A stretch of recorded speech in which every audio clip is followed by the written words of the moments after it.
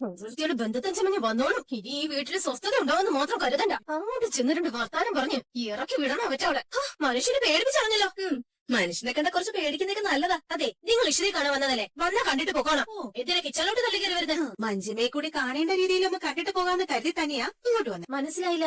മനസ്സിലാക്കി തരാം. ഇഷിത ഒരു കുഞ്ഞിന്റെ അമ്മയാകുന്നതില് നിനക്കൊട്ട് സഹിക്കുന്നില്ല അല്ലേ? നീ എന്താ എന്നോട് പറഞ്ഞേ? ഇഷിതയ്ക്ക് വിശേഷം ഉണ്ടെങ്കിൽ നീ തലകുത്തി നിൽക്കണമെന്നല്ലേ? നീയേ തലകുത്തി നിൽക്കണത് എനിക്കൊന്ന് കാണണം. നിന്റെ വിരട്ടലൊന്നും എന്നോട് വേണ്ട. വിരട്ടുന്ന ഏർപ്പാടൊന്നും നമുക്കില്ല. ചെയ്യേണ്ടത് കേറി അങ്ങ് ചെയ്യും. എന്ത് ചെയ്യാം? അല്ല, കൈലാസിട്ട് അതൊന്നും മഞ്ജുമേച്ചെ വിളിച്ച് പറഞ്ഞില്ലേ? അതെ, നീക്ക് എന്തിനുള്ള വരവാ? നിനക്കട്ടെ രണ്ടെണ്ണം പൊട്ടിക്കാം. ആഹാ, എന്നെ ഒന്ന് തൊട്ട് നോക്ക്. അയ്യോ, തുടരും തലോടലൊന്നും ഞങ്ങൾക്കില്ല. മുട്ടുകാര് കയറ്റി നല്ല താന്നങ്ങ് വെച്ച് തരും കേട്ടോ. കാണൂടി നിനക്ക്. ഈശ്വരേച്ചിക്ക് ഈ പ്രശ്നങ്ങളെല്ലാം ഉണ്ടാക്കി വെച്ചത് നിങ്ങൾ ഒറ്റ ഒരുത്തിയാ. ഇവിടത്തെ വിവരങ്ങൾ നക്കാപ്പിച്ച കാശിനു വേണ്ടി രജനെ വിളിച്ച് അറിയിക്കുന്ന പരിപാടി ഇന്നത്തോടെ നിർത്തിക്കോണം. ഓഹോ, വീട്ടിൽ കയറി വന്ന് ഭീഷണിപ്പെടുത്തുന്നോ? മഞ്ജിമയോടാണല്ലേ നിന്റെയൊക്കെ കളി? മഞ്ജിമ ആരാണെന്ന് നിന്നെയൊക്കെ കാണിച്ചു തരാം. നീയൊക്കെ വന്ന പോലെ ഈ വീട്ടിൽ നിന്ന് പോവില്ല. ദേ, എടി, കീറുകളെ നിന്നെ ഞാൻ ആശിത ചെയ്യൂന്ന് പറഞ്ഞാലേ ചെയ്തിരിക്കും. ഇത് നിന്നെ വിരട്ടാനൊന്നും പറയുന്നതല്ലടി. എന്നാണെന്ന് ചെയ്ത് കാണിക്ക്. അങ്ങനൊരു വാക്ക് നീ പറ. എനിക്ക് എന്നെ തന്നെ നിയന്ത്രിക്കാൻ കഴിയാതെ നിൽക്കാ. എപ്പോഴും ഓർത്തു വയ്ക്കാൻ ഒരു അടയാളം കൊടുക്ക ചേച്ചി. കൈത്തണ്ട മുറിച്ചു വിട്ടാ മതി. മുമ്പൊരിക്കല് കൈത്തണ്ട മുറിച്ച് ആത്മഹത്യ ശ്രമിച്ച ആളാ. എന്ത് കേസ് വന്നാലും നമുക്ക് പറഞ്ഞു നിൽക്കാം. അവിടെ നിക്ക്. ഇവിടെ അമ്മയുമില്ല അച്ഛനുമില്ല. ഈശ്വരനെ മുറിയിൽ അടച്ചിട്ടാ നിന്നെ തീർക്കാൻ വേണ്ടി ഞങ്ങൾ ഇങ്ങോട്ട് വന്നേ. നീ ജീവിച്ചിരിക്കുന്നതേ ഞങ്ങളുടെ ഈശ്വരൻ ഒരു ഭീഷണിയാ. നീ അവളുടെ കുഞ്ഞിനെ ഇല്ലാതാക്കാൻ ഏതറ്റം വരെ പോകുന്നത് ഞങ്ങൾക്കറിയാം. ഇങ്ങനെ എന്തെങ്കിലും പറ്റിപ്പോയാ ഇഷു പിന്നെ ഉണ്ടാവില്ല. അതിനു മുമ്പ് നിന്നെ ഞങ്ങൾ തീർക്കൂടി. അക്ഷതേച്ചി നോക്കി നിൽക്കാതെ പണി തീർക്ക്. ഇല്ലടി, സഖി കേട്ടാ ഞാൻ ഇറങ്ങി തിരിച്ചത്. നീ കരുതി ഇത് വിരട്ടലാണെന്ന് അല്ലേ? അല്ലടി, എന്റെ ജീവിതവും ഇങ്ങനെയായി. പിന്നെ ഞാൻ എന്താലോചിക്കാനാ? എന്റെ അനിയത്തിയെങ്കിലും സന്തോഷത്തോടെ ജീവിക്കട്ടെ. എന്റെ മോനെ അവൾ നോക്കിക്കോളും. നിന്ന് കഥാപ്രസംഗം പറയാൻ തീർക്കേച്ചി. ചെയ്യലേ, ഞാൻ ആർക്കൊരു ദ്രോഹം ചെയ്യില്ല. എടി, സത്യം പറയണേ. അയ്യോ, എടി കത്തിമാറ്റടി, എനിക്ക് പേടിയാവുന്നു. ദൈവമേ, അവളിനെ നീ അവളെ തന്നെ വിളിക്കേണ്ടി വന്നു അല്ലേടി? ഈശ്വരയ്ക്ക് വിഷമുണ്ടാക്കുന്ന ഒന്നും ഞാൻ ചെയ്യില്ലെന്ന് പറഞ്ഞതല്ലേ? ഇങ്ങനെ കെഞ്ചുന്നുള്ള എന്ത് ചെയ്യാനടി മോളെ? അല്ല, നമ്മൾ വന്ന കാര്യം ചേച്ചി അങ്ങ് മറന്നോ? അയ്യോ, എന്നൊന്നും ചെയ്യില്ലേ, എന്നൊന്നും ചെയ്യില്ലേ. ഈ ഒരു തവണ നിന്നെ ഞാൻ വെറുതെ വിട്ടേക്കാം. എന്നെ വിട്ടേക്ക് പറഞ്ഞില്ലേ? വിടേ എന്നെ. വിട്ടേക്ക് മോളെ. കഷ്ടമായി പോയി. ഇതുപോലൊരു അവസരം ഇനി വരുന്ന അക്ഷതേച്ചിക്ക് തോന്നുന്നുണ്ടോ? ദേ, ഇവരെ വിശ്വസിക്കരുത്. ഇവര് ഇനി അത് തന്നെ ചെയ്യും. ഞാൻ ഒന്നിനും പോകില്ലെന്ന് പറഞ്ഞതല്ലേ? ഇനി ഈശ്വരേച്ചിയുടെ മനസ്സെങ്ങാനും വേദനിപ്പിച്ചൊന്നും ഞാൻ അറിഞ്ഞ മഞ്ജിമേച്ചിക്കുള്ള പണി ഞാനങ്ങ് പുറത്ത് തരുവേ. മുഖം മിനുക്കാൻ ഇടയ്ക്കിടയ്ക്ക് ബ്യൂട്ടി പാർലറിൽ പോവല്ലോ. എന്റെ ഫ്രണ്ട്സിനോടൊന്ന് പറഞ്ഞാ മതി. അവള് വേണ്ടതുപോലെ ചെയ്തു തരും. പിന്നെ മിനുക്കാനേ ഈ മുഖം ഉണ്ടാവില്ല. രജനിയുമായിട്ടുള്ള നിന്റെ കോണ്ടാക്റ്റും അവസാനിപ്പിച്ചോ. അത് മാത്രമല്ല, രജനി ഇവിടെ വരുന്ന വിവരം അറിഞ്ഞ ആ സെക്കൻഡ് ഞങ്ങളെ വിളിച്ച് അറിയിച്ചോണം. കേട്ടോടി? കേട്ടു. നീ വാടി. ഇനി ഇവളുടെ വിധി എന്താകൂന്ന് ഇവിടെ തന്നെ തീരുമാനിക്കട്ടെ. ശത്രുക്കളുടെ കൂടെ ചേർന്ന് കുടുംബത്തിന് ദ്രോഹം ചെയ്യാതെ നല്ല നാത്തൂനായിട്ട് ജീവിക്കാൻ നോക്കും. രജനയൊന്നും കൂടെ ഉണ്ടാവില്ല, ഞങ്ങളെ കാണും. എന്നാ പോട്ടെ മഞ്ജിമ നാത്തൂനെ പിടിച്ചു. ഓട്ടേടി. ചേട്ടന്റെ അച്ഛൻ ആകെ കുഴപ്പമായി. എല്ലാം കേട്ടെന്നാ തോന്നുന്ന പ്രശ്നമാവോ? എന്താ രണ്ടുപേരും അവിടെ നിന്ന് കളഞ്ഞത്? അടുത്തേക്ക് വാ. നീ പോ. അപ്പോ ഞാൻ കരുതിയത് പോലെ അല്ല രണ്ടാം. എന്റെ വീട്ടിൽ വന്ന് എന്റെ മോൾക്ക് നേരെ കൊലവിളി നടത്തിയിട്ട് പോവാണല്ലേ?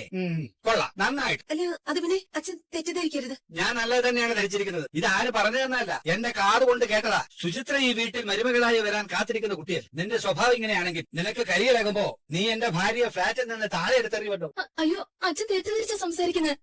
ഞങ്ങള് വന്നത് വേണ്ട, പറയണ്ട, മനസ്സിലായി. ഈ വീട്ടിൽ ഒരു കൊലപാതകം നടത്താൻ, എന്നിട്ട് ആരും അറിയാതെ രക്ഷപ്പെടാൻ. അയ്യോ അച്ഛ, അങ്ങനെയൊന്നും കരുതല്ലേ. മഞ്ജിനെ ഒന്ന് പേടിപ്പിക്കണമെന്ന് ഞങ്ങൾ ഉദ്ദേശിച്ചുള്ളൂ. അവിടെ ഒരു കത്തിയിരുന്നപ്പോ അതെടുത്തൊന്ന് പേടിപ്പിച്ചു. അല്ലാതെ മഞ്ജിമയെ കൊന്നു കളയാൻ എനിക്ക് പറ്റൂ. എന്നിട്ട് മഞ്ജിമ പേടിച്ചോ? ചോദിച്ചത് കേട്ടില്ലേ? മഞ്ജിമ അത് കണ്ട് പേടിച്ചോന്ന്. പേടിച്ചിട്ടുണ്ട്. അങ്ങനെയാണെങ്കിൽ രണ്ടുപേരും ഇടയ്ക്കിടെ വന്ന് ഇതുപോലെ ഒന്ന് പേടിപ്പിക്കണം. അവള് നന്നാവുന്നതിന് നന്നായിക്കോട്ടെ. അച്ഛൻ നിങ്ങളെ പേടിപ്പിച്ചറിഞ്ഞു. നിങ്ങൾ മഞ്ജുമയെ പേടിപ്പിക്കാൻ വന്നല്ലേ? നിങ്ങൾ ഞാനൊന്ന് പേടിപ്പിക്കണമല്ലോ. വാതുക്കൽ വന്ന് മറഞ്ഞു നിന്ന് ഞാൻ എല്ലാം കാണുന്നുണ്ടായിരുന്നു. കുത്താൻ വേണ്ടി മഞ്ജുമയെ പിടിച്ചു വെച്ച് കൊടുത്തവൾ ചിരിയടക്കാൻ ശ്രമിക്കുന്നത് ഞാൻ കണ്ടു. മഞ്ജുമേച്ച് നന്നായിട്ട് പേടിച്ചിട്ടുണ്ട്. ഇനി ഈശ്വരേച്ചി വിഷമിപ്പിക്കുന്ന ഒന്നും പറയില്ല എന്ന് സമ്മതിച്ചിട്ടുണ്ട്. അതിന് നിങ്ങൾ ഇതുപോലെ ഇടയ്ക്കിടെ രണ്ടുപേരും വരേണ്ടി വരും. അത് ഞങ്ങൾ ഏറ്റു. എന്നാ വേഗം സ്ഥലം വിട്ടോ. നമ്മുടെ സംസാരം അവൾക്ക് ഇതുവരെ നിങ്ങൾ കാണിച്ച കസർത്തൊക്കെ വെറുതെയാവും. ആശ്വസിച്ച് വാ, നമുക്ക് ഈശ്വരേച്ചിയുടെ യാത്ര പറഞ്ഞിട്ട് പെട്ടെന്ന് പോവാം. ശരി അച്ഛൻ. അച്ഛൻ ഇവിടെ നടന്നത് വല്ലതും കണ്ടോ? അച്ഛൻ ഇവിടെ ഉണ്ടായിരുന്നോ? ഞാനിപ്പോ അകത്തേക്ക് വന്നതേ ഉള്ളൂ. സ്വപ്നം ലിഫ്റ്റിനെടുത്തുനിന്ന് ആരോട് സംസാരിക്കേ? അല്ല, നീ എന്താ പേടിച്ച പോലെ? എന്ത് പേടിക്കാൻ? അല്ല, ആഷിതയും സുചിത്ര അച്ഛൻ കണ്ടായിരുന്നോ? ഏയ് ഇല്ലല്ലോ, അവരോട് വന്നിരുന്നു. ഈഷിതയെ കാണാൻ വന്നായിരുന്നു. എന്നാൽ അവർ ഇഷ്ടയുടെ റൂമിൽ കാണും. നീ അവർക്ക് ഒരു കപ്പ് ചായ എടുക്കും. വീട്ടിൽ വന്നവർ സൽക്കരിക്കണ്ടേ? എനിക്ക് ആരെ സൽക്കരിക്കാനൊന്നും പറ്റില്ല. ഒന്ന് പതുക്കെ പറ. ആശ കേൾക്കണ്ട. അവള് കേട്ടാലെന്താ? നമ്മൾ കരുതുന്ന പോലെ ഒരു പാവം അവൾ മനസ്സിനോട് സഹിക്കാവുന്നതിനപ്പുറം അവളുടെ അവിടുത്തെ ജീവിതമൊക്കെ നിനക്കറിയാമല്ലോ. സഹിക്കട്ട് ഈയിടെ ആശ്രിത മനസ്സിനിയുടെ കഴുത്തിന് കയറി കുത്തിപ്പിടിച്ചു. മനസ്സിന് മരിച്ചു പോയിട്ടായിരുന്നു. മാഷ് പറഞ്ഞാ ഞാനതാണ്. ഇങ്ങനെയുള്ളവരെ പേടിക്കണം ഒരു പരിധി വരെ. അത് കഴിഞ്ഞാ പിന്നെ അവരെ പിടിച്ചണക്കി കയ്യിൽ കിട്ടുന്നത് കൊണ്ട് താലിയടിച്ചു പൊട്ടും. അങ്ങനെ ഒരു പെണ്ണ് ആ സംഭവത്തിന് ശേഷം അവൾ ആകെ മാറിപ്പോയെന്നാണ് മാഷ് പറയും. മനസ്സിനേക്ക് അവളുടെ മുന്നിൽ പോകാൻ ഒരു പേടിയാ. നിനക്ക് പറ്റുമെങ്കിൽ ചായ ഉണ്ടാക്കി കൊടുത്താൽ. പിന്നെ ചായം കൊണ്ട് പോകുന്ന അവളുടെ മുന്നിൽ വെച്ച് ഇഷിതയെ പറ്റി കുറ്റം പറയാൻ നിന്റെ തല പിടിച്ച് ചുവലടി. അയ്യോ, ഞാനിപ്പോ ഉണ്ടായിക്കൊണ്ട് കൊടുക്കാം. ഞാൻ ഇവനെ ഒന്ന് അന്വേഷിച്ചു തുടങ്ങി. നീ എന്തിനാ അവനെ കൂട്ടിക്കൊണ്ടു വന്നേ? അവന് പഠിക്കാനുള്ളതല്ലേ. ഇവൻ ഇപ്പോഴും ആകാശിനെ വിശ്വാസം വന്നിട്ടില്ല. അത് തന്നെ കാരണം ആകാശ് തന്നെ ഇവനോട് സംസാരിക്കും. വിശ്വാസം വരേണ്ടത് വാക്കുകൾ കൊണ്ടല്ല, പെരുമാറ്റം കൊണ്ട്. അങ്ങനെ ഉണ്ടായ മാറ്റമാണ് ഇവന് സ്വയം. അത് നീ പറഞ്ഞു വിശ്വസിക്കും. അങ്കിളിൽ എന്ത് മാറ്റം ഉണ്ടായെന്നാ പറ. എടാ, ഇനി ഞാൻ എന്റെ കാര്യം മാത്രം അത് തന്നെ എന്റെ മാറ്റം. അത് നിന്നെ ബോധിപ്പിച്ചിട്ട് എനിക്കൊന്നും നേടാനില്ല. നിന്റെ കൈയടിയോ എനിക്ക് വേണം. അങ്കിള് നിന്റെ ഡാഡിയോട് മത്സരിക്കാനാണ്. പക്ഷേ ഇന്ന് വരെ നഷ്ടങ്ങളെ എനിക്കുണ്ടായിട്ടുള്ളൂ. ബിസിനസ്സിൽ ശ്രദ്ധിക്കാതെ വന്നതിന്റെ ഫലം ഞാൻ അനുഭവിക്കും. നിന്റെ ഡാഡിയുടെ കൂടെ ആക്സിഡന്റിൽ നിന്ന് മഹേഷ് രക്ഷപ്പെട്ടു വന്നപ്പോ എനിക്കത് ബോധ്യപ്പെട്ടു. മരണത്തിൽ നിന്ന് രക്ഷപ്പെട്ടു വന്ന ബുദ്ധിയുള്ള ആരെങ്കിലും തോൽപ്പിക്കാം. ഇനിയുള്ള എന്റെ മുഴുവൻ ശ്രദ്ധയും ബിസിനസ്സിൽ തന്നെ. പിന്നെ നിന്റെ മമ്മിയുടെ വിഷമം കണ്ടപ്പോ ഞാനൊരു കാര്യം പറഞ്ഞു. നീ നിന്നോട് പറഞ്ഞില്ലേ? ചിപ്പിമോളുടെ കാര്യം ഞാൻ പറഞ്ഞു. അവക്ക് നിന്റെ കൂടെ വരാൻ കഴിയില്ലെങ്കിൽ നീ അത് വിട്ടേരാ. ഇപ്പൊ ചിപ്പിമൊക്കൊന്നു ഇഷിതയുടെ കുഞ്ഞു വന്ന് കുറച്ച് കഴിയും. ഒറ്റപ്പെടൽ എന്താണെന്ന് അവൾ അറിയാം. അതുവരെ നീ കാത്തിരി. ആദ്യോട് അവള് തന്നെ അവളുടെ സങ്കടങ്ങൾ ഇവൻ തന്നെ അനിയത്തിയെ കൊണ്ടുവരും. അതാണ് ശരിയായ വഴി. അതല്ലാതെ അവകാശം പറഞ്ഞ് അവളെ ഇവിടെ കൊണ്ടുവന്നു അവള് നിന്റെ കൂടെ നിൽക്കില്ല. ചിലപ്പോ കുട്ടിയുടെ മാനസിക നില തന്നെ തെറ്റിയെന്ന് വരും. പരീക്ഷണത്തിന് അവളെ വിട്ടുകൊടുക്കാൻ എനിക്ക് മനസ്സ് വരുന്നില്ല. ഞാൻ പറയാനുള്ളത് പറഞ്ഞു. മുൻപ് നമ്മൾ ഇങ്ങനൊന്നും അല്ലട മോനെ കഴിയും. നമുക്ക് ഇനി പഴയ കാലം. നിന്റെ ഒരു വിഷയം അങ്കിൾ ഇനി കൈകടത്തും. നിനക്ക് നിന്റെ ഡാഡിയുടെ വീട്ടിൽ പോയി വരണമെങ്കിൽ നീ അത് ചെയ്തോ. എനിക്ക് എന്റെ മോനെ അങ്ങോട്ട് വിടാൻ താല്പര്യമില്ല. അതിന് ഇവന് നിന്റെ സമ്മതം വേണം. നീ അവിടെ ഇഷിതയുടെ പ്രസവശേഷം ഇവന്റെ അനിയത്തിക്ക് അവിടെയുള്ള വില എന്താണെന്ന് ഇവൻ അറിയാം. നീ നോക്കിക്കോ. ആദ്യം തന്നെ അവന്റെ അനിയത്തിയെ കൂട്ടി ഞാൻ ഈ വീട്ടിലെ ഇവനെയും ഇവന്റെ അനിയത്തിയെയും സ്വന്തം മക്കളെ പോലെ ചേർത്തു. മഹേഷിനോടുള്ള എന്റെ മധുര പ്രതികാരം അതായിരിക്കും. അവന്റെ മക്കളെ ഞാൻ വളർത്തും. അവരെ എത്തേണ്ടിടത്ത് എത്തി. അങ്ങനെ ഞാൻ അവനെ മോനെ ഇത് വെച്ച് നിന്റെ പോക്കറ്റ് മണി മുമ്പ് നിനക്ക് ഞാൻ തന്നോണ്ടിരുന്നത്. പിന്നീട് ഇനി മറന്നു പോകുന്നത്. എനിക്ക് വേണ്ട. കാശില്ലാതെ നിന്റെ കാര്യങ്ങൾ എങ്ങനെ? നല്ലൊരു ബാറ്റ് വാങ്ങാനും ഷൂ വാങ്ങാനും ഒക്കെ പണം വേണം. നീ അത് വാങ്ങും മകളെ സന്തോഷത്തോടെ തരുന്നതല്ലേ. അല്ലെങ്കിലും നിനക്ക് ഞാൻ തരുന്നതും ആകാശിന്റെ ക്യാഷ് തന്നെയല്ലേ. എനിക്കിപ്പോ ആവശ്യങ്ങളൊന്നുമില്ല.